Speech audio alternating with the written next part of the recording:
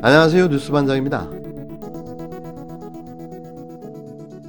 한동훈 검사장의 핸드폰엔 과연 무엇이 들어있길래 윤석열을 이토록 좌불안석, 안절부절 못하게 만들며 한 검사장의 복귀를 그토록 요청했던 걸까요? 또 한 검사장의 복귀 요청이 무산되자 조국 전 장관, 추미애 장관과 똑같은 방식으로 박범계 법무부 장관에 대한 수사를 지시하며 신상 털기에 나선 걸까요?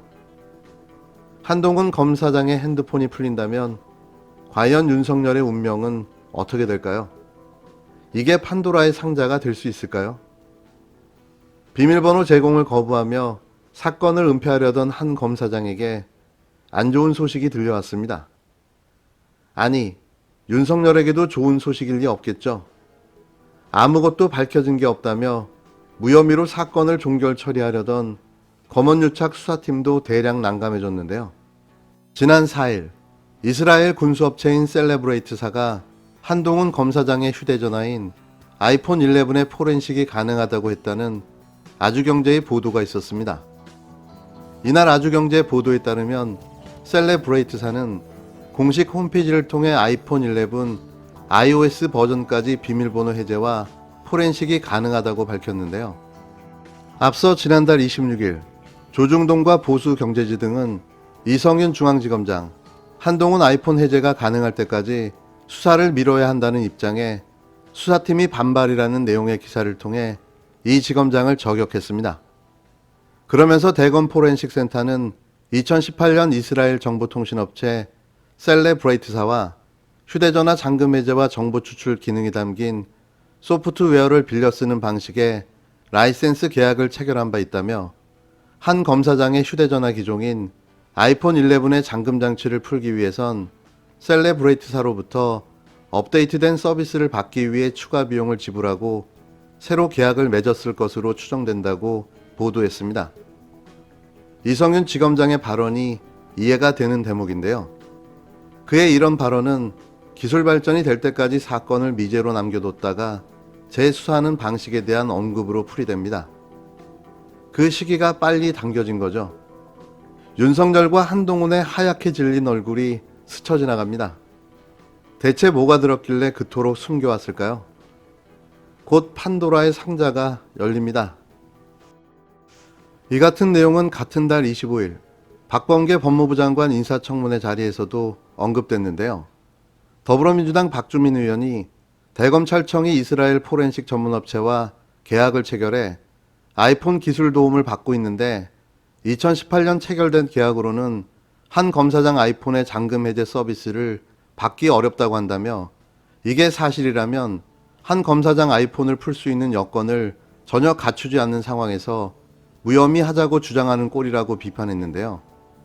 이에 대해 박 후보자는 아이폰이 업데이트된 상황에서 2018년 이후 새로운 계약을 체결했는지 대단히 중요하다면서 제가 보고받기로는 업데이트 환경이 반영된 듯한 보고를 받았는데 그 이상은 말하기 어렵다고 답했습니다. 검찰은 지난해 6월 한동훈 검사장의 아이폰을 압수하고도 그가 비밀번호를 제공하지 않는다는 이유로 8개월여 걸쳐 수사를 끌어왔는데요. 일반인이라면 상상할 수도 없는 행위인 거죠. 이게 납득이 갑니까? 앞으로 누구라도 이런 식으로 대응하면 경찰과 검찰은 수사를 못하는 거죠. 이런 초법적인 발상이 어떻게 현직 검사장 머리에서 나올 수 있는지 아직도 아이러니합니다. 이와 관련해 열린민주당 황희석 최고위원은 4일 페이스북을 통해 한동훈의 아이폰은 압수해놓고서도 포렌식은 왜 이 모양일까? 안 하는 것일까 못하는 것일까라는 물음표를 던지고는 그 비밀은 포렌식을 담당하고 있는 검찰 내 전문 조직은 알고 있을 것이라고 꼬집었습니다. 그러면서 그 전담 조직이 스스로 업무를 방기하여 직무유기죄를 저지르고 있는지 아니면 포렌식을 하지 않도록 누군가가 압력을 행사하거나 방해하여 직권남용이나 공무집행 방해죄를 저지르고 있는지도 감찰만 해보면 금방 답이 나올 것이라고 덧붙였는데요. 혹시 한동훈을 살리기 위해 검찰이 조직적으로 움직이고 있는 건 아닌지, 또 그 이유가 검언유착을 포함한 검찰이 관여된 사건들을 검찰이 조직적으로 공작하고 지원했기 때문이 아닌지, 그래서 윤석열을 보호하고자 하는 게 아닌지 반드시 사실을 밝혀내야 할 것입니다. 징벌적 손해배상 얘기는 지난해 뭐 일반 상법 개정할 때도 얘기가 좀 나오긴 했습니다만, 이번에 이제 별도로 정보통신망법 개정안, 그러니까 인터넷에 이 뉴스들의 이 부분을 도입을 하겠다라고 하는데, 여기 보니까 또 언론사, 기자, 포털은 제외를 했다라고 윤영찬 의원이 그렇게 밝혔어요. 예. 그 언론사하고 포털 이쪽이 더 중요한 거 아닌가요? 예, 이게 좀 그 점이 좀 문제인데요. 예. 이 징벌적 손해배상은 크게 그 이전에 언론중재법으로 이미 발의가 돼 있었습니다. 그러니까 지금 말씀하신 언론사나 포털에 대해서는 언론중재법에 징벌적 손해배상을 하자, 이런 법이 발의가 돼 있었어요. 예. 근데 이게 이제 이견 때문에 계속 좁혀지지 못하고 있는 상태거든요. 그러니까 심의가 안 되고 있는데, 이 윤영찬 의원은 기존에 법이 발의가 돼 있으니까 그 법에서 빠진 부분들, 그 법에서 이제 그 안 된 부분들을 보완을 해서 이제 입법을 한 게 정보통신망법 입법이고요. 비겁한 변명입니다. 더불어민주당은 미디어 언론 상생 TF를 구성해 6개 언론개혁 법안 개정안을 내놓았습니다.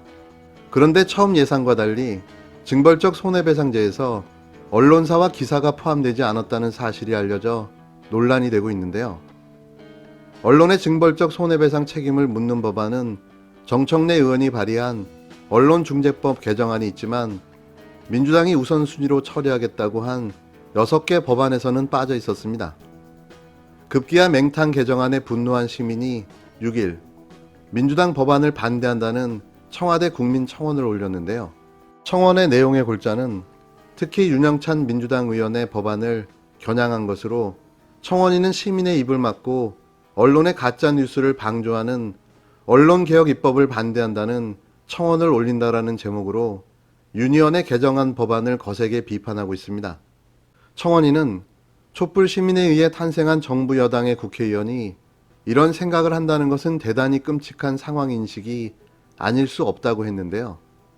그는 민주당 지도부에서 추진하고 있는 6대 언론개혁 중점 법안 중에서 윤영찬 의원 주도로 법제화 중인 정보통신망 개정 법안은 대단히 우려스럽다라며 다음과 같이 이유를 밝혔습니다.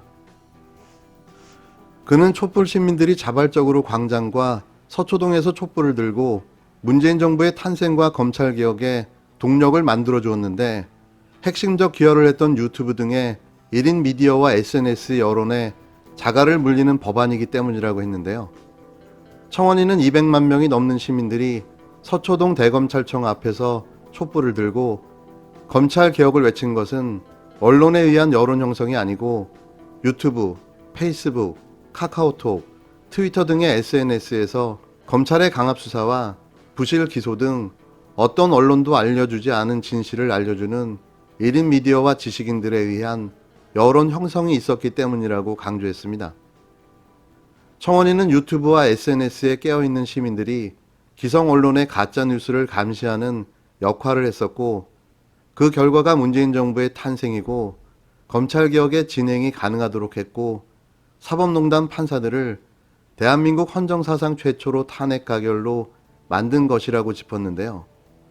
그는 그런데 윤영찬 의원의 이 법안은 그러한 시민들의 입에 자갈을 물리고 앞으로는 오직 기성 언론을 통한 여론 형성만 힘을 실어주겠다는 취지인 것이라며 촛불 시민의 민심을 정면으로 거역하는 법안이라고 비판했습니다.